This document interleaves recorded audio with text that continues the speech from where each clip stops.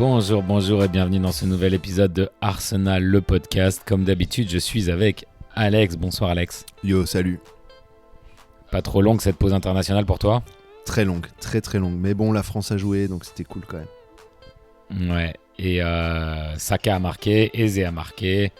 Un peu du positif pour Arsenal. Saka... Attends, le but de Saka, là, le super beau but contre le Pays de Galles, c'était... Ah, j'ai l'impression que c'était il y a hyper longtemps. Putain, mais ça a duré, mais ça a... Non, mais j'ai l'impression que c'était la semaine dernière, j'étais là, mais c'était il y a longtemps, ça. Ah putain, c'est vrai, il n'y a pas eu de match d'Arsenal entre. Ah non, mais c'est trop long, c'est pas possible, là. Il y en a marre. Match d'Arsenal, il arrive assez vite parce qu'il arrive ce samedi et ensuite suivi d'un dimanche, en tout cas par Liverpool-Manchester United. Oh là là. C'est décisif. Donc un bon week-end en perspective. On va se régaler là, si on gagne, j'espère, si on gagne. Et qu'après on est tranquille et on peut se regarder tranquillou le petit match Liverpool-Manchester. Ah, ce serait cool, ça vraiment. Ça fait plaisir ces petits matchs là, quand on a gagné d'abord. Donc je propose que dans cet épisode, on se refasse un brief de tout l'effectif. Mais on va profiter aujourd'hui, vu qu'il y a quand même pas mal de joueurs et qu'il y a beaucoup à dire sur chaque joueur, qu'on va faire aujourd'hui gardien, défense et le milieu de terrain, et qu'on se gardera pour le prochain épisode toute l'attaque et une petite preview du match de Fulham, un petit aperçu à l'avance du match de Fulham qui arrive. Donc je te propose qu'on commence tout de suite.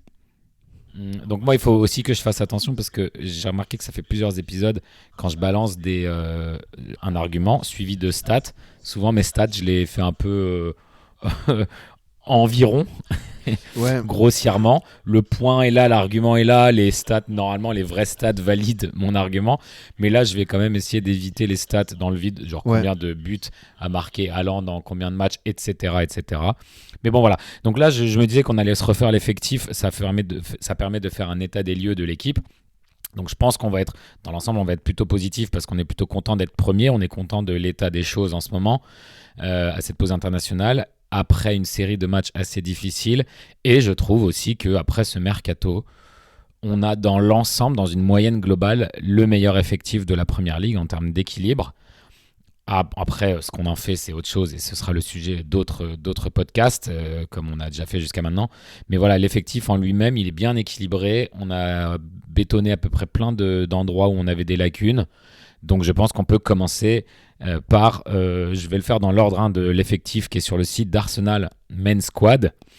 Donc on commence par David Raya, qui d'ailleurs, actualité, vient de signer non pas un prolongement de son contrat, non pas une prolongation, mais une revalorisation salariale, pour utiliser le terme technique, c'est-à-dire qu'on a reconnu qu'il nous est très utile et qu'on aimerait le récompenser en augmentant son salaire.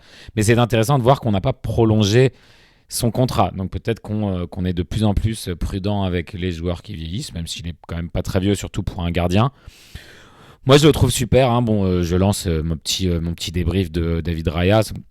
Après Ramsdale, on se demandait est-ce que c'était vraiment nécessaire d'upgrader cette position. Il y a eu quelques petites erreurs au début, mais il n'a pas l'air très grand. Mais en fait, il est quand même pas petit. C'est juste, tout est relatif. Et il est très très bon pour attraper les centres, neutraliser un peu cette menace qui vient des centres et des coups de pied arrêtés dans la surface. Il a eu évidemment des arrêts incroyables. Donc après quelques petits matchs un peu tremblotants, quelques erreurs au début, il a vraiment confirmé son jeu balle au pied. Si on ajoute son jeu balle au pied, il est excellent, à part quelques moments où il prend un peu trop de risques dans l'axe central et qu'on perd la balle. Pour l'instant, ça ne nous a pas forcément coûté autant que ça coûtait à l'époque de Ramsdale. Chapeau à lui d'avoir réussi à monter en puissance depuis un club comme Brentford et d'avoir confirmé Arsenal avec autant de réussite. Moi, je trouve ça assez fou.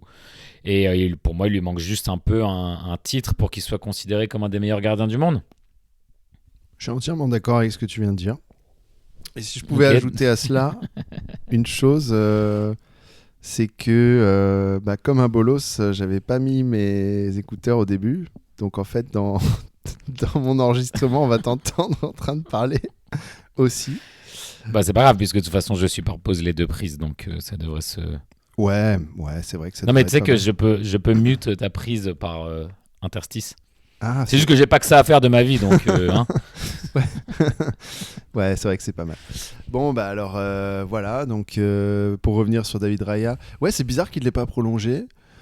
Mais je pense qu'ils vont le prolonger un moment parce que 30 ans pour un gardien, c'est quand même jeune. Et puis même pour un joueur, à la limite, j'ai envie de dire, c'est pas si vieux que ça. 30 ans, tu peux prolonger de 2-3 ans. Franchement, ça va. Si c'est un bon joueur, ça là, ils l'ont fait, je crois. Donc non, pour moi, c'est bien qu'il ait eu ça, qu'il ait eu sa hausse de salaire et tout ça. Moi, j'aimerais bien qu'on le prolonge un moment quand même parce que j'ai pas envie qu'il parte. Pour moi, je vois pas. En fait, il n'y a pas vraiment d'autres gardiens dans le monde où que je me dis ah ouais, lui, j'aimerais bien qu'il soit dans notre équipe, tu vois. Genre, il y a peut-être Alisson, mais même Alisson, il est vachement bon, mais j'ai pas envie qu'on ait Alisson. Moi, j'ai envie de. Pour moi, il n'y a pas de. Après, de on upgrade. connaît mal le marché aussi. C'est-à-dire que tu Non, vois, bien sûr. on a été lié à Raúl Garcia cet été. Johan En Garcia. fait, à un moment, Johan Garcia, ça se trouve, à un moment, on l'aurait acheté et ça aurait été un upgrade et on aurait fait putain, c'est incroyable. En fait, on savait pas qu'il y avait un niveau au-dessus. Ouais. Voilà. Et Arteta, on sait qu'il est, mais je pense toujours prêt à aller au niveau au-dessus. Je pense que le directeur sportif Andrea Berta a dit à Arteta et à son coach de gardien, il a dit non, stop les gars, là, c'est bon. Ouais. Ramsdale, un gardien Raya, par fenêtre. vous changez à chaque fois, là, c'est bon là. Là, c'est bon, on achète d'autres joueurs. Pas 30 millions pour un gardien. Non, mais voilà, qu'est-ce qu'on a à dire de plus, Raya, ouais, exactement. Pour moi, un des meilleurs gardiens du monde. Voilà, il n'a pas les trophées encore, mais c'est juste ça qui l'empêche d'avoir le statut de meilleur du monde. Parce que tu regardes les 2 dernières saisons, bon, il a eu ex aequo le. Comment ça s'appelle là, le Golden Glove. Quand il a le maximum de clean sheet dans une seule saison. Il a eu ex aequo avec le gardien de Nottingham Forest la saison dernière. Ouais, mais il a 2 années d'affilée et sûrement la 3e qui arrive, je pense. Ah bah là, je pense que vu le nombre de clean sheets, de comment on dit en français, je sais pas, les matchs. Clean sheet, c'est bon. Ouais, clean sheet, ouais. Voilà, donc voilà, Raya, impec. Cool. Bon, en tout cas, pour une fois, on a complété aussi la position de gardien numéro 2. On va pas s'étendre. On est content d'avoir Kepa. On sait qu'il est quand même assez confirmé dans sa carrière, qu'il a eu une bonne saison l'année dernière à Bournemouth. Donc je propose qu'on passe directement à Saliba et je te laisse. Saliba, écoute, qu'est-ce que je peux te dire sur Saliba, mais est-ce que vraiment je dois parler de Saliba ? Est-ce qu'il y a besoin, pour les gens qui écoutent, qui suivent Arsenal, est-ce qu'il y a besoin de parler de Saliba ? Oui, quelque part oui, mais en même temps. Peut-être Et surtout que lui aussi, il a signé un nouveau contrat. Bon, lui, il nous a donné ses années jusqu'à 2030. Donc, son prime time, il nous l'a donné, quoi. C'est un truc dont on peut parler, c'est de ça. Parce que, bon, les performances, voilà. Je trouve que la saison dernière, il était un peu en... Il a eu quelques petits moments de petites erreurs. Tu sentais qu'il... C'était toujours des très bonnes performances, mais tu sentais qu'en fin de saison, il se relâchait un peu. Il y avait un petit léger, c'est par rapport à ses standards à lui. Mais voilà. Et là, cette saison, incroyable, quoi. Incroyable. Et en plus, il a prolongé. Moi, j'avais vraiment peur parce que c'est pas du tout une critique de Saliba. Je veux dire, s'il avait voulu aller au Real Madrid, il avait parfaitement le droit. À un moment, je me dis, c'est un des meilleurs défenseurs du monde. T'as le Real Madrid qui, bon, je sais pas si c'est vrai, mais qui le voulait. Et tu te dis, en même temps, est-ce qu'on peut lui en vouloir de vouloir... Est-ce qu'on aurait pu lui en vouloir de vouloir aller au Real Madrid ? Moi, je pense que non. Et en fait, il voulait rester. Et j'ai bien aimé ce qu'il a dit en interview quand il a signé le contrat. C'est qu'en fait, non, il voulait rester. Il voulait gagner avec Arsenal. Il voulait pas partir tant qu'il n'avait pas gagné de trophée. Et en fait, je pense que s'il reste, ça veut vraiment... Ça, c'est bon, il dit ça en interview parce qu'il dit les bonnes choses à dire, forcément. Mais je pense qu'il avait vraiment envie de rester parce qu'il croit en l'équipe. Et je pense que si un joueur de ce niveau veut rester parce qu'il croit en l'équipe, c'est que, pour moi, c'est qu'on est...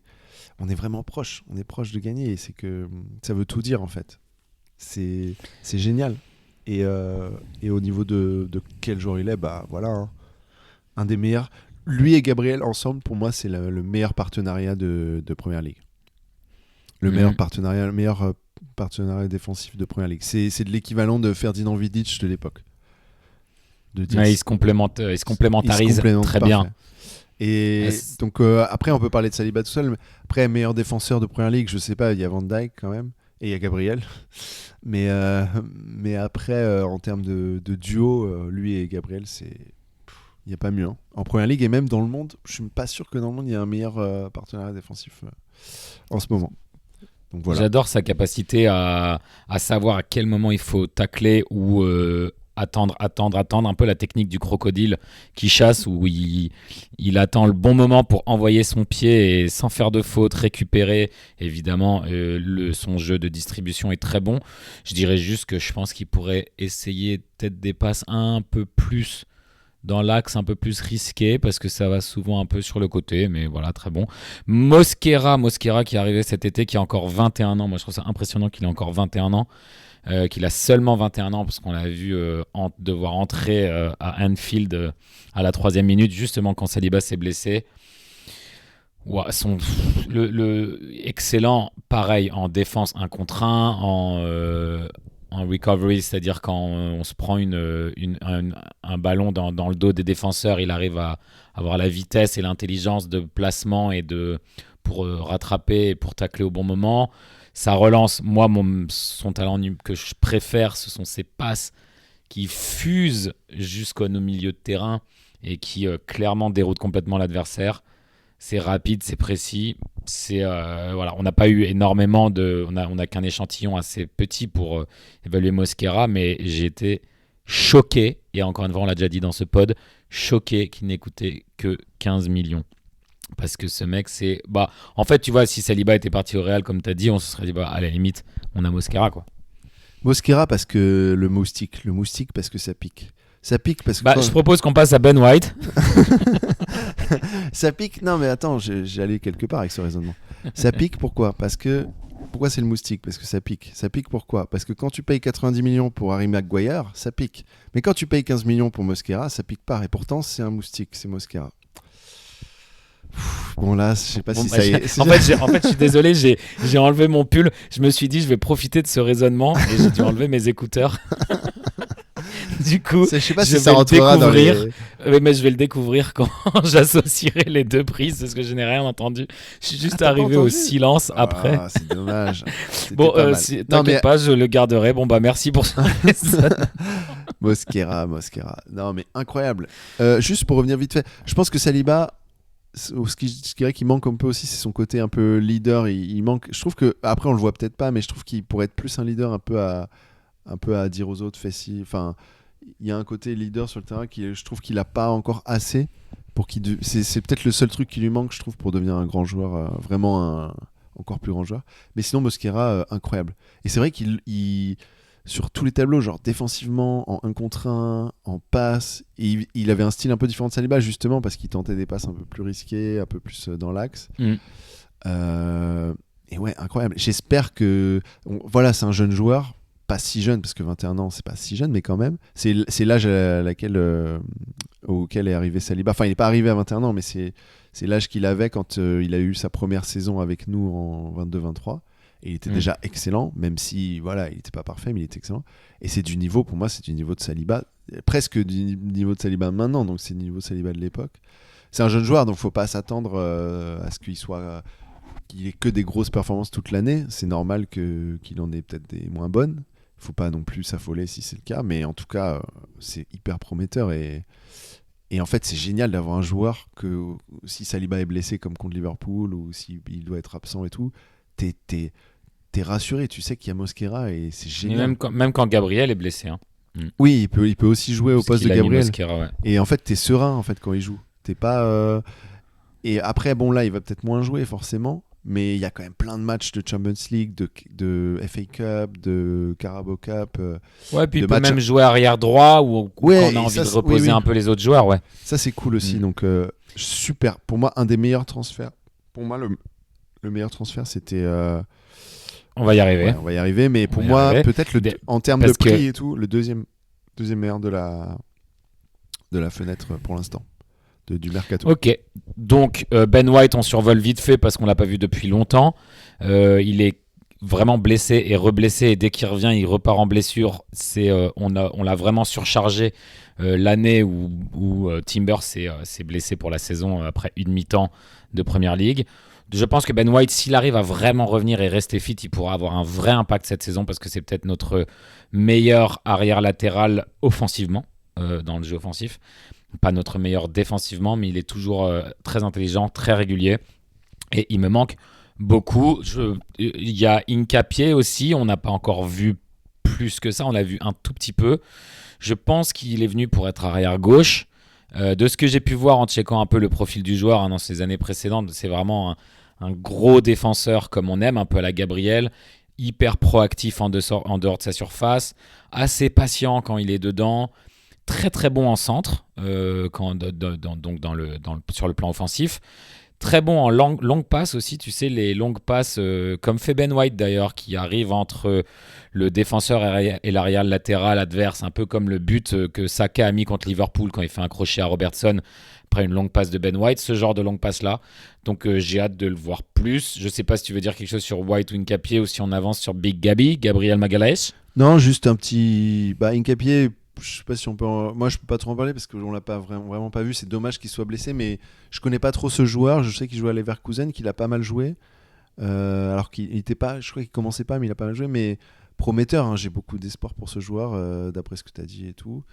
Pour Ben White, Ben White, c'est frustrant avec les blessures parce que c'est un joueur que j'adore vraiment, que j'adorerais le revoir revenir à un niveau, le niveau auquel il était en 23-24. Franchement, ça me ferait super plaisir.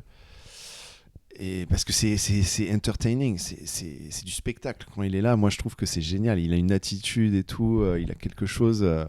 Voilà, je vais en reparler, mais quand il embête le gardien et les autres joueurs et tout, c'est génial. Et pas que ça aussi, même offensivement, tu sens dans ses intentions et tout, il est là, c'est un gagnant, tu vois, c'est un gagnant et j'adore ce joueur. Donc j'espère vraiment qu'il va pouvoir revenir à un super niveau.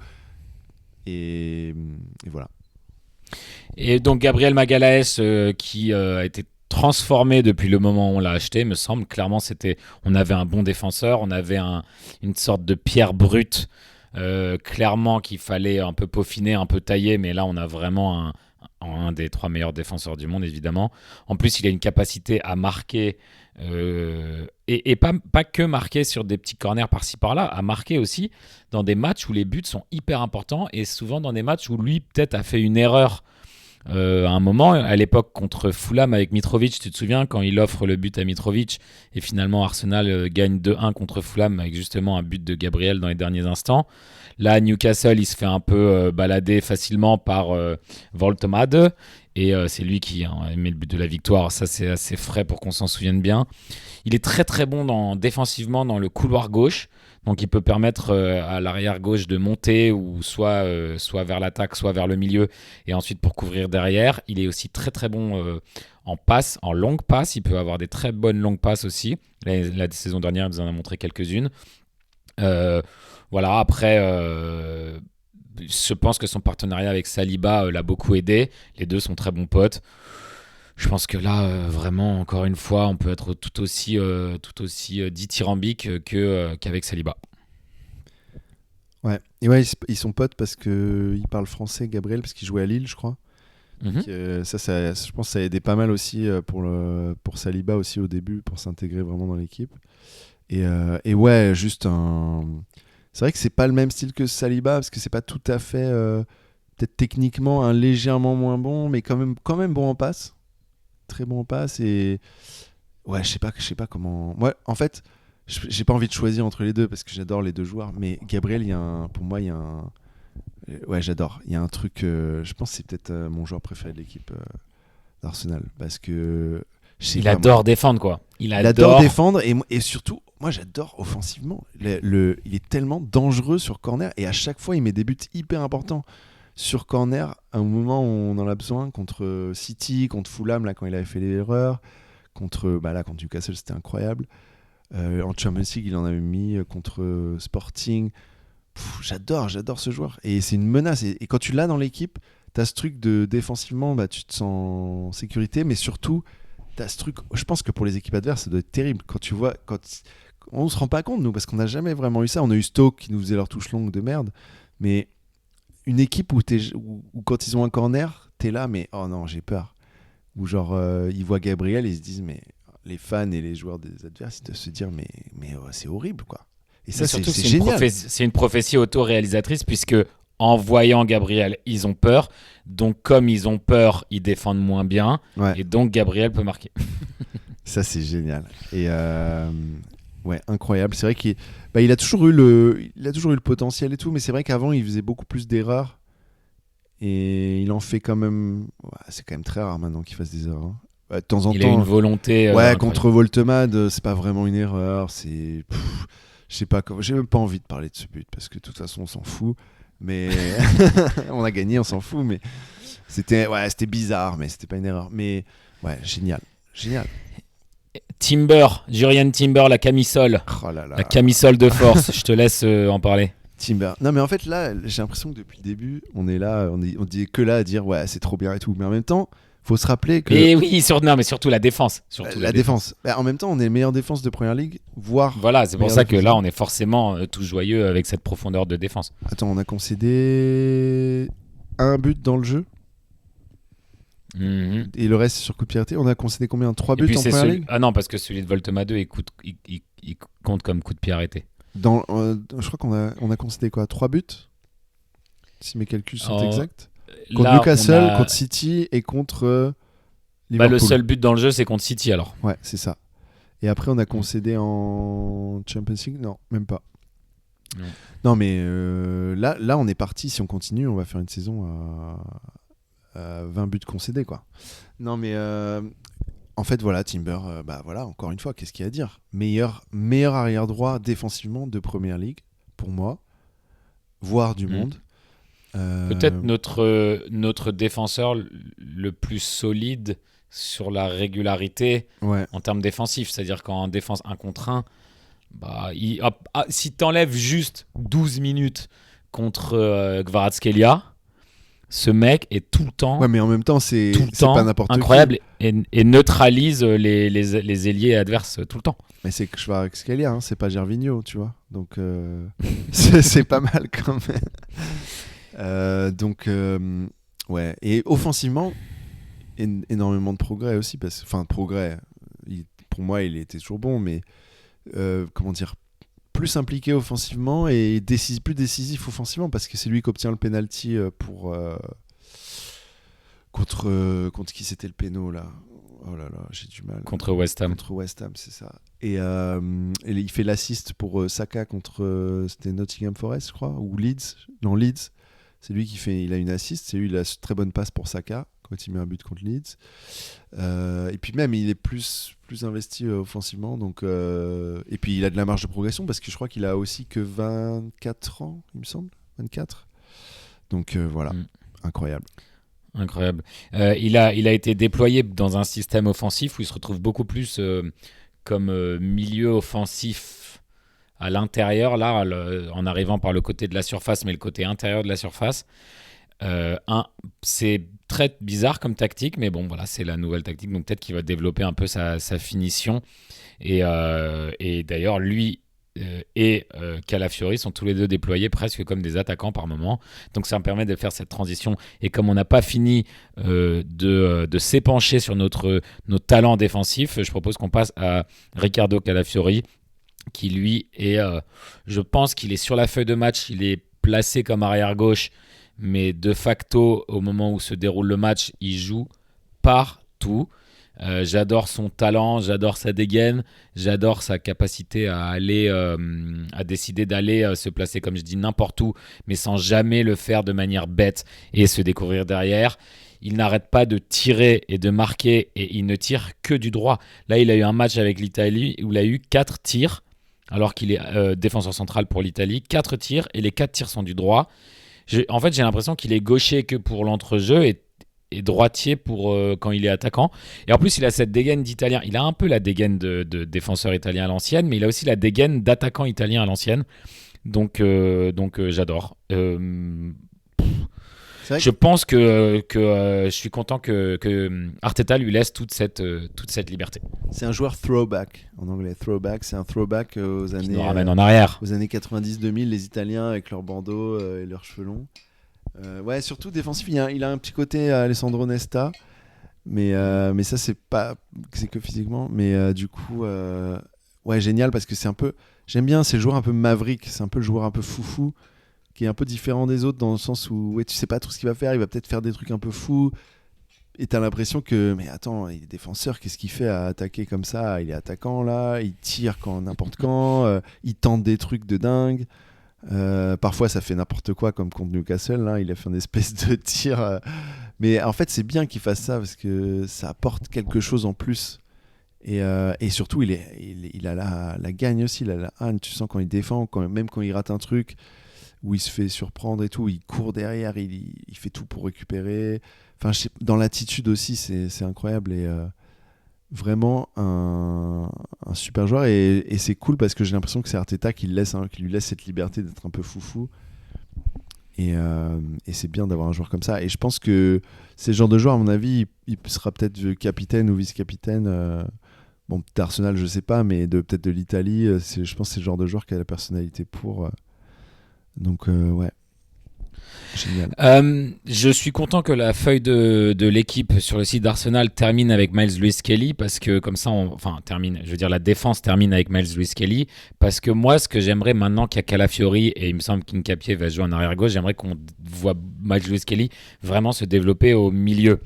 Dans le milieu et je pense que ce sera possiblement le cas. En plus, il est là avec Rice et Zubimendi, il a tellement de choses à apprendre. Il se retrouve de toute façon au milieu de manière effective, avec sa manière de jouer où on lui demande d'inverser, comme on dit, et de s'insérer au milieu pour distribuer dans ce milieu à quatre joueurs. Il vient s'insérer et distribuer de là. Donc moi, je pense que ce joueur a un talent incroyable, un mental presque, peut-être même encore plus incroyable, et qu'on n'a pas fini de le voir. Juste là, pour l'instant, Calafiori indétrônable. Miles Lewis-Kelly a un style complètement différent, mais il y aura bien des occasions de le revoir. Et d'ailleurs, on l'a vu contre Bilbao, et il était excellent. Ouais, et puis il a que 19 ans, je crois. Calafiori, il est jeune, il a que 23, je crois aussi. Mais ouais. En fait, il a pas beaucoup joué, mais quand il a joué contre Olympiakos, il était excellent. Vraiment, et impeccable. Il n'y avait rien à dire. Et je pense qu'on en avait peut-être parlé, mais c'est un truc de... En fait, parfois, t'as un joueur, il joue pas parce que c'est juste que là, Calafiori, il est juste meilleur. C'est pas que Miles Lewis-Kelly n'ait pas fait des bonnes performances, au contraire. C'est juste que Calafiori, il est au-dessus. C'est comme ça. Parfois, il faut l'accepter. Mais je pense que c'est bien pour Miles Lewis-Kelly parce que je pense que t'as raison, c'était Olympiakos, c'est pas Bilbao. Ouais. Olympiakos, ouais. Et en fait, c'est bien que... C'est bien aussi de se rappeler que lui et Ethan Nwaneri, c'est des jeunes joueurs. Miles Lewis-Kelly, il était devenu titulaire indiscutable la saison dernière, mais je pense que c'est plus parce qu'il y avait des blessures et tout ça, mais c'est aussi parce qu'il avait des performances qui le justifiaient. Mais je pense que c'est bien aussi de pas trop, qu'il joue pas encore trop, qu'on mette pas trop de responsabilités sur son dos, qu'il puisse vraiment se développer et de faire des matchs comme ça de temps en temps où il commence, où il est incroyable, comme contre Olympiakos. Et je pense que c'est bénéfique pour lui aussi d'avoir cet espace pour se développer sans avoir trop de pression sur ses épaules. Après, quand tu es un grand joueur, tu dois accepter d'avoir la pression quand tu es jeune. Je crois que c'était Mbappé qui avait dit ça dans une interview, c'était marrant, il disait non mais l'âge, ne parle pas d'âge. Ne parle pas d'âge, bien sûr. Mais il a raison. C'est vrai qu'à un moment, si tu as le talent, si tu es bon, c'est comme, on va peut-être en parler de Max Neumann, mais à un moment, si tu es jeune, tu es bon, voilà, tu joues, tes performances méritent que tu sois sur le terrain avec les joueurs plus vieux, voilà, c'est comme ça. Hein. Faut l'assumer, mais c'est bien. Hein, ça veut dire que si c'est ça, ça veut dire que c'est un grand joueur aussi. Mais ouais, j'espère. Un au milieu, par contre, je suis pas sûr. Pour moi, à mon avis, c'est pas forcément le plan d'Arteta. À mon avis, c'est vraiment arrière gauche dans le style de Miles Lewis-Kelly, donc un peu qui joue en fait au milieu, un peu pas comme Zinchenko, mais un peu ce style d'arrière gauche ou d'arrière droit qui repique vers le centre. Est-ce qu'il peut vraiment jouer au milieu de terrain en faux numéro 8 ? Je sais pas, à voir, parce qu'il est encore jeune, il peut encore développer beaucoup de choses, mais il faudrait qu'offensivement il montre plus de choses. Peut-être que là il n'en a pas l'occasion, mais à mon avis, non, moi je crois pas qu'il va jouer forcément au milieu de terrain. Enfin, j'ai pas l'impression que c'est le plan. Mais voilà, Miles Lewis-Kelly, super aussi. Notre capitaine Martin Odegaard qui n'arrive pas à rester fit et qui n'arrête pas de se blesser. Déjà, la fin de la saison dernière, il a raté à cause de... Non, il a raté une partie de la saison dernière à cause de blessures, puis il revenait. Je trouve qu'il n'était pas trop mal en fin de saison dernière. C'est notre capitaine. C'est quand même relou de perdre son capitaine sur blessure. Il est sorti à 3 matchs à domicile d'affilée sur blessure. Épaule, genou. Là, on a découvert que le genou, c'était assez sérieux, donc il va rater quand même à mon avis, toute cette série de 4 matchs jusqu'à la prochaine pause internationale. C'est chiant de perdre notre capitaine. Il est très créatif. Il était un peu plus direct. Il a été très bon dans le match contre Olympiakos. Excellent même. Et je trouve ça dommage qu'il se blesse alors qu'il revenait. Maintenant, moi, il me frustre toujours un peu parce qu'il temporise trop. Et là, maintenant qu'on a notre nouvel attaquant Gyökeres, j'aimerais que Odegaard soit un peu plus direct. Ouais, je suis d'accord. Voilà. Non, je rigole. C'est frustrant les blessures parce que ça veut dire que là, je crois qu'il c'était 6 semaines. J'ai peur que ça va vouloir dire que cette saison, ça va être difficile pour lui de retourner à son meilleur niveau encore. Ça va vraiment être compliqué. Mais ça veut pas dire qu'il ne pourra pas avoir un impact dans l'équipe en deuxième moitié de saison. Pas forcément comme joueur genre clé et tout comme il l'a été, mais après, voilà, heureusement, on a l'effectif pour compenser la perte d'Odegaard. Mais c'est dommage parce que aussi, en fait, là, j'avais revu un Odegaard contre Olympiakos, surtout. J'avais revu un Odegaard, comment dire, avec des passes incisives, qui contrôlait vraiment, enfin, il contrôlait pas vraiment, mais qui jouait plus haut, qui était plus offensif, et qui avait c'était l'Odegaard comme contre la Norvège, quoi, il arrêtait pas d'envoyer que des bons ballons. Chaque fois, il était un peu entre les lignes, il recevait le ballon et il faisait toujours la bonne passe. Et on était dangereux en transition grâce à lui. Et c'était pas un Odegaard on avait beaucoup moins vu ce Odegaard. On l'avait plus vu dans le système, soit à jouer plus bas, soit à être un peu cantonné à son côté droit. Et là, j'ai l'impression qu'il était dynamisé. Il en voulait. Je sais pas qu'il en voulait pas avant, il en voulait aussi. Mais là, j'ai l'impression qu'il avait vraiment plus d'espace pour s'exprimer.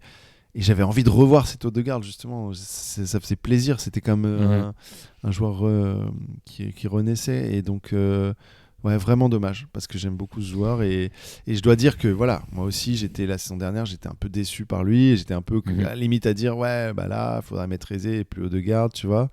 Et en fait, non. Maintenant, je me dis, non. En fait, là, tu vois, quand tu laisses l'espace à ce joueur, Ouais, quand tu laisses... voilà, mais c'est ça. Odegaard, il est toujours très bon quand il y a de l'espace. Bah oui, mais en même Maintenant, temps... la première ligue, il n'y a pas d'espace, donc va falloir. Ça, c'est un prochain niveau. Ça suffit pas d'avoir été bon contre Olympiakos. Bon, il laisse plein d'espace. À voir, on va mettre voir. un pressing haut à 2 balles, là. Espérons qu'il revienne en forme. Christian Norgård. Non, c'est pas comme ça, regarde, c'est comme ça. Christian Norgård. Ah, pas mal. Putain, il était pas mal celui-là. Ouais. Attends, c'est comme ça. Christian Norgård. Bon bah voilà, on a dit ce qu'on avait à dire sur ce joueur. Pas grand chose à dire de plus. Hein. Et Ethan Nwaneri, qui est notre joueur de l'académie. Bon, j'ai 3 mots. J'ai 3 mots pour Nwaneri. J'ai talent, temps de jeu. Bon, c'est pas un mot, mais ok. Espoir. Non, en fait, c'est débile ce que je viens de dire. Non, je comprends, mais moi, je me demande juste ce qui va vraiment confirmer son talent. Est-ce qu'il est limité un peu par son mental à la manière de Emile Smith-Rowe? Est-ce que Arteta le mésutilise? Est-ce qu'il a demandé lui-même à rester au milieu et pas à remplacer Saka sur l'aile droite parce que maintenant ça va être là où on le développe? Est-ce qu'il a demandé lui-même, est-ce que je peux rester sur le banc? J'ai pas envie de jouer là, j'ai envie de me détendre. Oui, voilà, peut-être que... Non, mais je sais qu'il faut peut-être mettre petit à petit avec parcimonie les joueurs de 18 ans. Maintenant, s'il était un peu frustré de son temps de jeu, je comprendrais parce qu'il a été déployé dans certains types de matchs, pas forcément les matchs à plus haut niveau, plus haute pression. Est-ce qu'on lui fait totalement confiance dans ce type de match-là? Pas encore, mais en tout cas, moi, les moments où je l'ai vu jouer, je l'ai trouvé excellent. Et n'oublions pas que c'est dans une équipe qui manque de finisseurs prouvés, de proven finishers. Lui, il sait finir, il sait marquer des buts. Et il faut lui donner plus de temps de nous le montrer. Il a mis 10 buts, toutes compétitions confondues, la saison dernière, à 17-18 ans, quoi. Ethan Nwaneri, qu'est-ce que je dirais sur lui? En fait, je pense qu'on peut pas. Bon, juste reviens sur. Me parle pas d'âge de Mbappé. Bah là, je pense que ça s'applique d'une certaine façon parce que s'il a le talent, bah peu importe son âge, il devrait jouer. Mais en même temps, Je dirais qu'on sait, en fait, on sait pas ce qui se passe, pourquoi il a pas joué. Est-ce que c'est parce que ses performances à l'entraînement sont pas assez bonnes? Est-ce que c'est parce qu'il doit encore apprendre beaucoup de choses pour jouer à la position de milieu, enfin de milieu droit comme il fait, et qu'il a peut-être des choses. Quand il a le ballon, techniquement, on voit qu'il a le talent, mais peut-être qu'il y a des choses qu'on voit pas, que défensivement ou sa façon de se positionner, il y a des choses qui manquent, je sais pas. Est-ce que c'est parce que Arteta le fait sciemment en se disant bah voilà, faut le préserver, faut pas lui donner trop de responsabilités, pas trop de jeu, parce que sinon on va le cramer. Faut qu'il puisse quand même récupérer, faut qu'il puisse mentalement, faut qu'il puisse aussi récupérer, faut pas lui mettre trop la pression. Je sais pas en fait. En fait, on sait pas. Donc de toute façon, il n'y a pas de quoi s'affoler. C'est un joueur extrêmement talentueux. C'est que le début de la saison. Il a quand même eu du temps de jeu. Pour un joueur de 18 ans, attends, il a eu quand même vachement de temps de jeu. Tu compares à Foden à l'époque, je crois pas que Foden il jouait autant, ou il était aussi important à City. Foden, quand il a 18 ans, c'était en 18-19, je me rappelle qu'il jouait. Ok, il jouait, il y a quelques matchs où il était important, mais c'était pas si souvent que ça, donc pas de quoi s'affoler. Il faut espérer que, voilà, que ça continue son développement, mais pour moi, il va avoir des matchs, il va y avoir des matchs où il aura un rôle à jouer. Et il faut pas oublier qu'à cet âge-là, c'est là où son développement, ça va être exponentiel.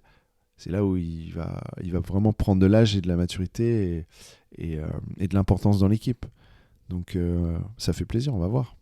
Mikel Merino, le couteau suisse. Mikel Merino, un joueur clutch, le finisseur, qui pour moi d'ailleurs a été utilisé professionnellement comme milieu de terrain et qui a encore marqué avec l'Espagne. Extrêmement polyvalent, milieu de terrain offensif qui arrive dans la surface pour marquer des buts. Voilà, moi j'adore Merino parce que c'est un côté un peu héros culte. C'est un peu le mec qui a égalisé contre Newcastle avec une tête magnifique. C'est un joueur qui l'année dernière a dû jouer dans une position qui n'était pas la sienne, et attaquant de pointe, et qui a marqué tellement de buts immédiatement. Il nous a permis d'avoir une saison qui était intéressante pendant plus longtemps qu'elle ne l'aurait été sans lui. Maintenant, est-ce que en milieu pur, ça n'a pas encore été son rôle. Il n'est pas encore, pour moi, titulaire devant notre milieu Zubimendi, Rice, Odegaard. Il a été utilisé à la place d'Odegaard quand Odegaard était blessé plusieurs fois dans certains matchs, mais plus pour une question de solidité. Voilà, je n'ai pas encore vu son jeu de distribution aussi. Il n'est pas au niveau de Zubimendi et il n'a pas la grinta de Rice, mais il a sa manière à lui d'être le héros, d'être excellent, je trouve. En passe, c'est pas Zubimendi, c'est pas. Mais c'est quand même pas mal. Hein. Je sais plus quel match c'était Bilbao ou je sais plus quel match. Il était vraiment excellent, je trouve, en passe. Et il a pas ce côté agile qu'a Zubimendi, tu vois, de sortir de petites situations et tout. Mais je trouve que faut pas oublier, c'est quand même un joueur espagnol. Hein. Techniquement, il est fort. Hein. Et donc, il a ce côté-là où il peut jouer au milieu, mais il a aussi ce côté un peu polyvalent couteau suisse où tu peux le mettre un peu, tu peux le mettre attaquant, ou alors il va être soit il va être milieu, il va être milieu un peu défensif, qui va un peu faire meneur, rester bas, ou il peut faire le milieu qui fait le numéro 8 à gauche, qui va être box to box, donc qui va monter dans la surface. Et ouais, en fait, moi au début de la saison, je me disais vraiment avec Zubimendi, avec Rice, Norgard maintenant, avec Eze, avec Odegaard, tous ces milieux, et avec les attaquants qu'on a, je me disais Merino là, il va pas être, il va jouer de temps en temps en Carabao Cup, tu vois. Mais c'est tellement le genre de joueur qu'Arteta adore. Mais en même temps, on se rend compte à quel point, il est important en fait. Et moi, je pensais vraiment pas qu'il serait aussi important cette saison, et il l'est encore. Depuis le début de la saison, c'est un des joueurs les plus importants.